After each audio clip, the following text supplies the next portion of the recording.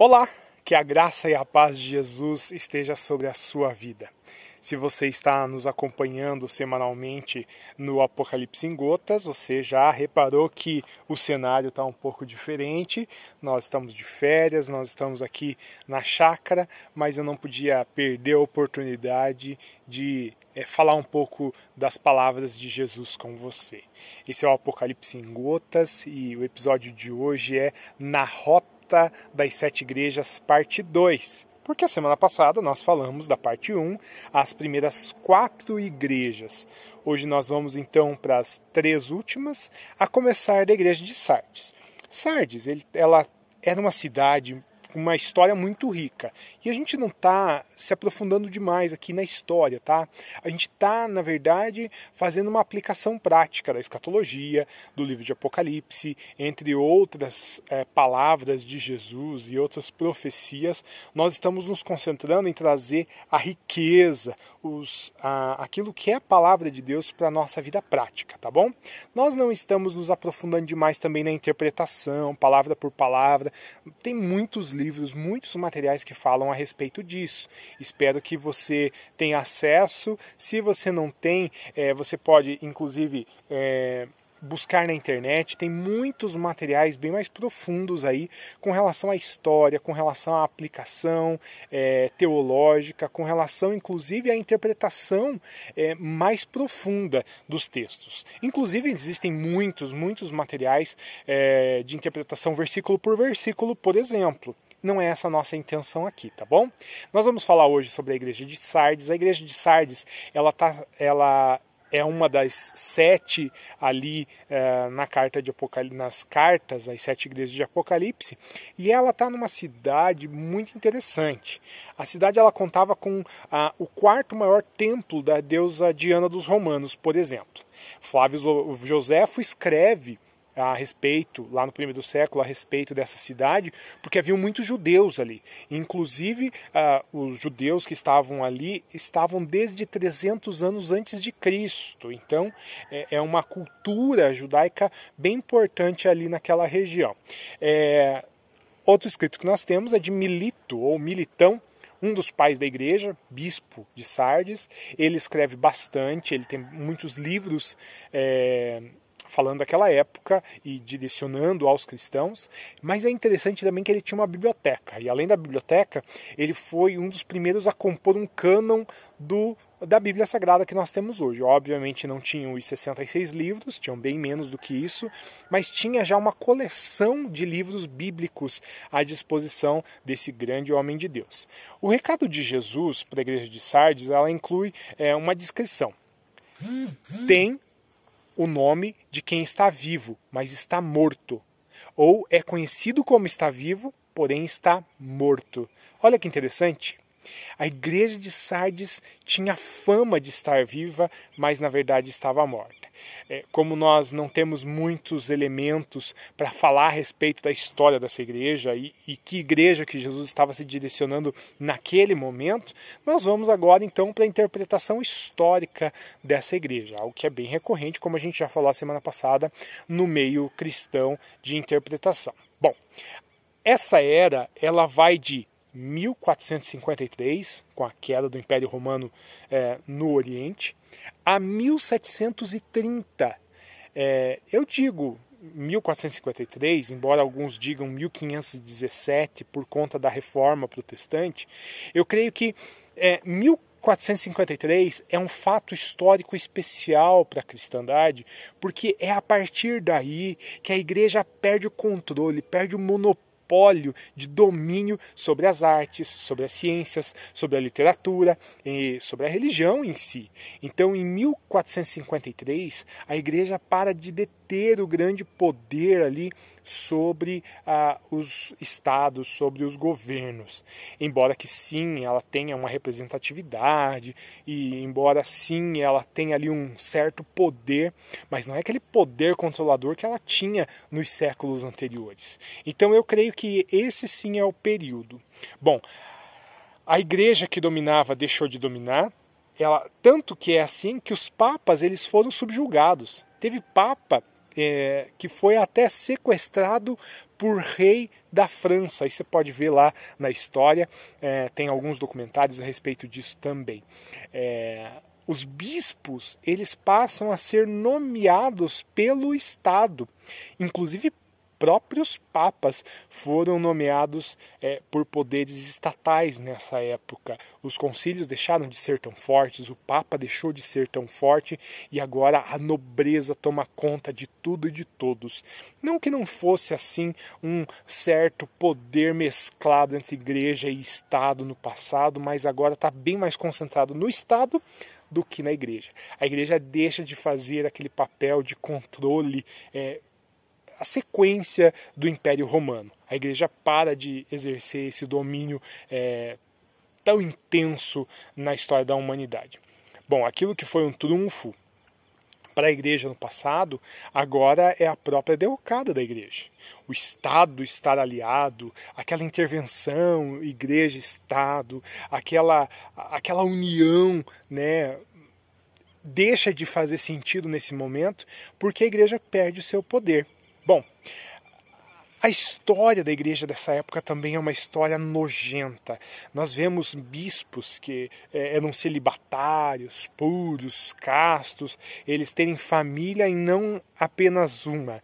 Ter várias famílias, várias concubinas e serem pegos no flagra. A história conta muito a respeito disso. Embora que alguns vão dizer que isso é para manchar a reputação da igreja, não, infelizmente não é. Tem muito documento histórico contando disso, o que acontecia nos meandros da igreja, e a igreja passou a ser uma igreja apodrecida, uma igreja tão detestável que lá por volta do ano 1500, 1517, a partir dali com Martinho Lutero e alguns reformadores como Zwinglio, Calvino e outros nomes, porque a gente às vezes se concentra só nesses 3 nomes aí, mas houveram vários reformadores e vários movimentos de reforma da igreja nessa época. É óbvio que o mais forte e mais intenso foi o luterano, tá?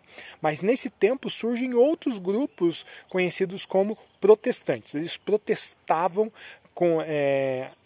contra a igreja, contra as práticas da igreja romana daquela época.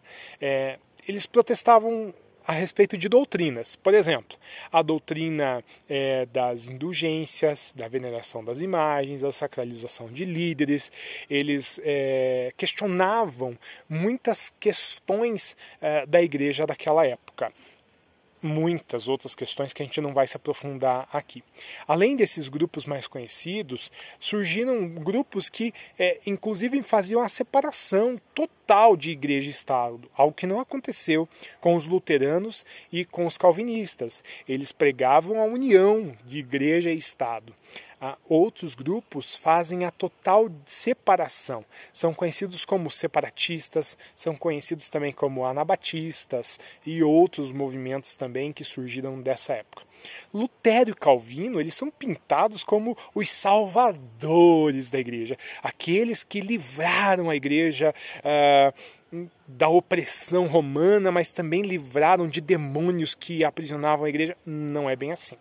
Cuidado com aquilo que nós levantamos de líderes e ídolos para nós mesmos. A Bíblia condena isso. E a Bíblia condena também que nós julguemos as pessoas, mas nós precisamos olhar para a história e perceber que esses homens não eram tão bonzinhos assim. Na verdade, eles perseguiam pessoas que pensavam contra eles. Inclusive, houve guerras nomeadas pelos próprios protestantes dessa época, em especial por causa das questões de Estado e Igreja. Também algumas questões doutrinárias causaram revoluções armadas, inclusive no seio da igreja nessa época. A gente não sabe se é uma atmosfera que orientava o finalzinho da Idade Média, aí havia algum rescaldo daqueles negócio, tudo põe na fogueira, tudo incendeia, tudo mata. Eu não sei, talvez sim, ou talvez a igreja simplesmente tentou se embelezar, mas ainda estava morta. Olha que interessante o que Jesus diz para a igreja. Ele tinha fama de estar viva, mas na verdade está morta. De fato, a igreja jamais foi a mesma a partir do movimento de reforma e com certeza havia sim a mão de Deus nesse momento da igreja e da história da humanidade. E esses homens, embora não fossem tão bons assim, foram sim usados por Deus para mudar a realidade da igreja.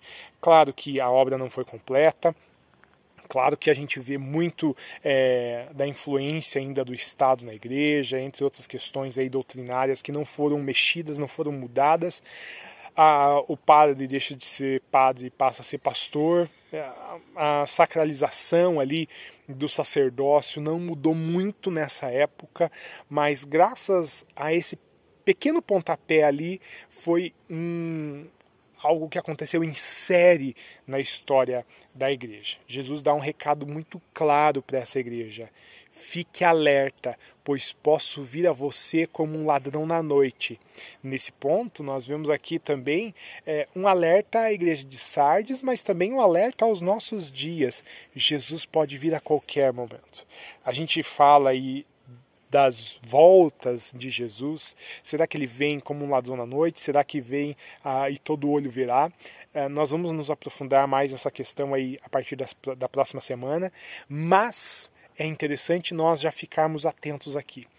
O recado de Jesus para a igreja de Sardes é o recado de Jesus para toda a igreja de Jesus. Fique alerta. O período da igreja de Sardes tem fim com um movimento de avivamento na vida da igreja, na história da igreja, e agora começa a deixar de ser tão institucional e volta à vida do Espírito Santo, do Espírito de Jesus na vida dessa igreja. Aqueles que têm ouvidos, ouçam para ouvir o que Jesus diz. Esse é o momento que nós paramos para pensar. Que igreja nós somos? Será que nós temos cara de vivo, mas estamos mortos? Será que nós temos cheiro de vivo, mas estamos mortos? Ou será que nós temos até cheiro de morto? Eu queria muito ter o cheiro de Jesus. Aliás, a fragrância de Jesus ela é inebriante e a própria palavra de Deus fala sobre o bom perfume que tem que ser exalado pela igreja de Cristo. Nós precisamos ser o bom perfume, não perfume de morto, mas perfume de quem está vivo. Nós vamos falar agora da igreja de Filadélfia. E assim como as demais igrejas da Ásia, Filadélfia era uma cidade muito importante historicamente e tem uma história muito interessante datando lá de 189 a.C. O seu nome é a homenagem ao irmão do rei de Pérgamo naquela época e ali em 170 aproximadamente, ele acaba dando o nome para essa cidade por conta do seu irmão. Ele amava tanto seu irmão que deu o nome para essa cidade de amor de irmão, que é o que significa Filadélfia. Filadélfia era uma igreja sofredora, mas recebe porta aberta por parte de Jesus. A perseguição ela era promovida contra essa igreja, provavelmente pelos próprios judeus. Jesus vai falar dessa perseguição ali, Jesus vai falar, inclusive, de algumas questões ali desses falsos judeus. A grande notícia por parte de Jesus é que haverá uma reviravolta. E, de fato, a cidade se tornou 100% cristã antes do século VI depois de Cristo. A igreja de Filadélfia ela representa na história a igreja do período de 1730 a 1900. Segundo a interpretação histórica, essa foi a fase em que a igreja viu uma grande porta aberta para falar do amor de Jesus. E é interessante que foi nesse momento que surgiram os grandes avivalistas da igreja. Eu vou citar aqui alguns nomes, você pode pesquisar depois. São nomes muito importantes, porque mudaram, mais do que a reforma mudou a história da igreja. Esses homens vieram com um avivamento, trazendo a espiritualidade de volta para o seio da igreja. Jonathan Edwards, John Wesley, George Whitefield, Charles Finney, Charles Spurgeon, Dwight Moody. Esses são alguns dos nomes que mudaram completamente a história, a teologia, a espiritualidade da igreja. Há relatos que chegam a emocionar quando eu leio, por exemplo, e muitos pastores são apaixonados por lerem a história desse ponto de vista e dessa parte da história da igreja, porque há relatos, por exemplo, de que esses pregadores, eles varreram a Europa. Milhões de pessoas se reuniam para ouvir esses homens. Faziam reuniões após reuniões a céu aberto, porque não tinha lugar que comportasse. Bom, John Wesley, por exemplo, ele foi expulso da igreja anglo-católica, da igreja anglicana. Ele era um pastor da igreja anglicana, um líder, mas ele é perseguido por conta dessa pregação, desse envolvimento com os leigos, por exemplo, e ele vai percorrendo a cavalo por tudo quanto é parte da Inglaterra e chega inclusive nos Estados Unidos, mas ele volta para a Inglaterra para terminar ali o seu ministério. Ele, os seus irmãos, e foi um grande mover de Deus na Europa toda por causa desses homens. Relatos, por exemplo, de que enquanto esses homens pregavam, as pessoas se agarravam nos bancos das igrejas e ali deixavam pedaços lascas de unha e sangue. Tamanho era o confronto contra o pecado. Será que nós temos hoje isso no meio da nossa igreja, a igreja atual? A igreja de Filadélfia, na interpretação histórica, foi a igreja de expansão para a América, porque as pessoas, elas entravam em navios e chegavam na Terra dos Sonhos, na América, para desbravar a América, mas também para povoar, e muitos deles eram cristãos que vinham desses movimentos. Haviam muitos missionários e era muito intenso o movimento de missionários ali dessa época da Europa para os Estados Unidos e consequentemente para toda a América e para o mundo todo a partir daí. As grandes agências missionárias surgem desse período. A partir de 1800 ali surgem muitas campanhas missionárias que vão para o mundo todo e muitos nomes e homens de Deus poderosos na ação do Espírito Santo seguiram para o mundo todo falando do amor de Deus. É desse período também que vem a nossa EBD, Escola Bíblica Dominical, embora que hoje nós estamos num momento de transição em muitas igrejas para uma escola bíblica digital, para uma escola bíblica mais aperfeiçoada, e a gente não pode parar, a gente precisa sim crescer e se desenvolver. E a igreja de Sardes, uma parte da igreja de Sardes sempre esteve envolvida com Jesus de forma a promover esse crescimento. E a igreja de Filadélfia, de Sardes, a igreja de Pérgamo, de Tiatira, o que tem a ver com a gente hoje? A igreja de Filadélfia dos nossos dias, será que ela existe? Sim, ela existe. É um remanescente fiel, como diz a palavra de Deus. É pouca gente, mas existe sim. Nós precisamos aproveitar as portas abertas em todos os lados. Mas a gente não pode esquecer de quem nós somos, a nossa identidade, a nossa natureza. Nós somos o corpo de Cristo que anda por esse mundo afora e deve causar transformação. Nós, Igreja de Jesus, somos chamados a causar transformação, impacto no mundo.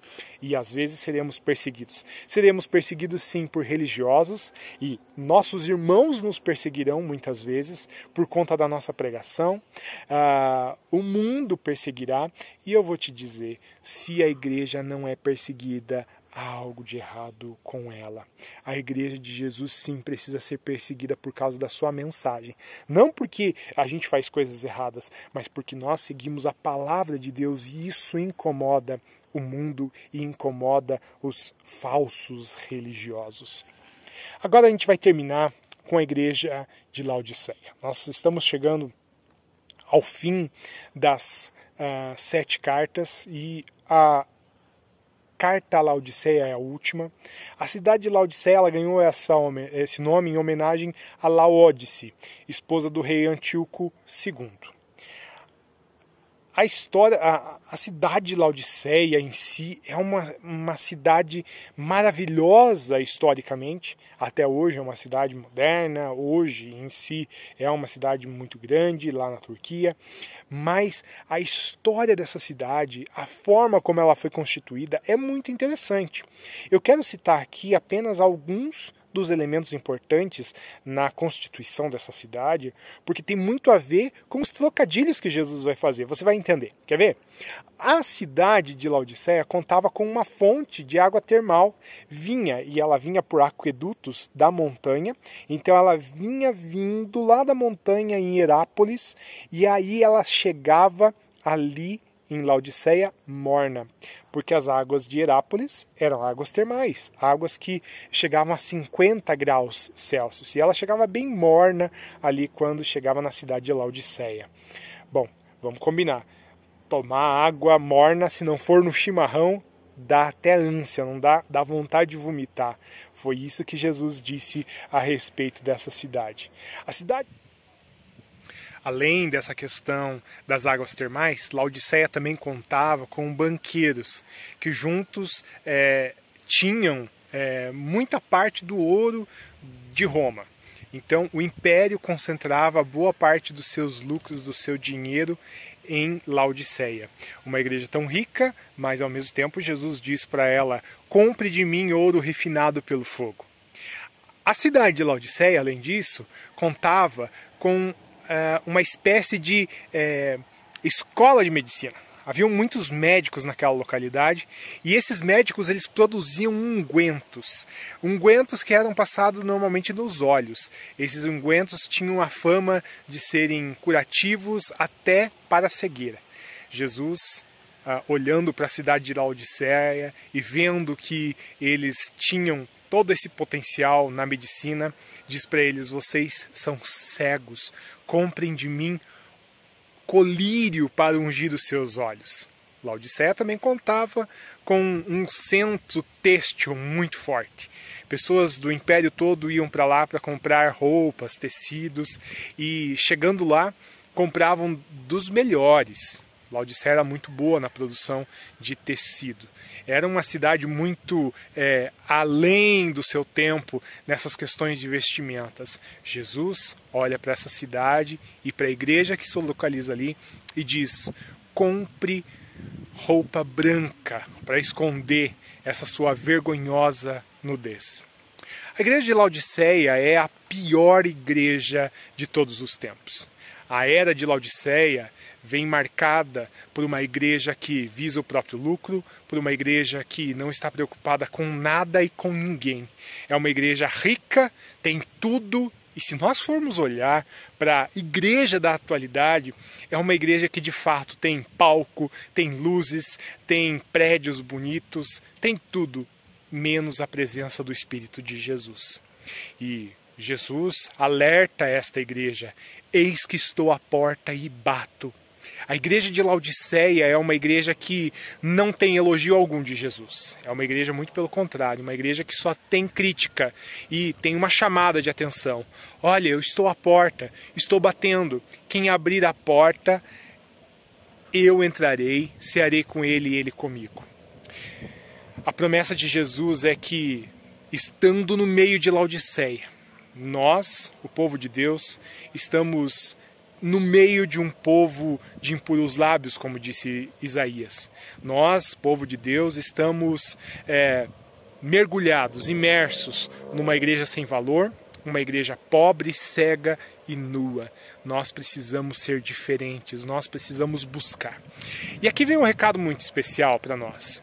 Quando nós fazemos essa interpretação de Apocalipse, nós não fazemos apenas a interpretação histórica, pontual, nós não podemos fazer somente essa especulação. A gente precisa interpretar todas as cartas do Apocalipse como sendo para a igreja da atualidade. E para nós, especificamente para mim, para você. Você precisa entender que a mensagem às 7 igrejas é para a igreja de Jesus. Por isso nós precisamos urgentemente nos arrepender, abrir a porta para Jesus entrar e fazer parte da nossa igreja. Nós, igreja de Jesus, precisamos deixar o dono da igreja entrar, porque há algum tempo ele já está do lado de fora. Nós, igreja de Jesus, precisamos olhar para as 7 igrejas e identificar ali coisas que nós precisamos mudar. Aquilo que nós fazemos bem, precisamos continuar. Que Jesus não tome de nós a sua coroa, como diz a palavra de Deus no livro de Apocalipse.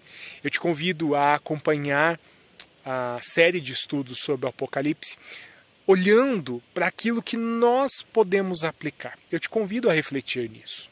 Eu te convido também, a semana que vem, a participar conosco de mais um Apocalipse em Gotas, e a semana que vem nós vamos falar sobre um panorama geral dos fatos apocalípticos, a sequência dos fatos, como vai se dar, quais são as principais linhas de entendimento com relação a isso. E depois nós retomamos o assunto do livro do Apocalipse propriamente dito, interpretando então a partir dos eventos que nós vamos localizar e aprender, nós então olhamos para esses eventos à luz da Bíblia. O que a Bíblia diz no livro de Apocalipse, livro de Daniel, livro de Mateus, Marcos, Lucas, com relação ao fim dos tempos, às últimas coisas que acontecerão. Venha comigo a semana que vem, que Jesus te abençoe e te guarde.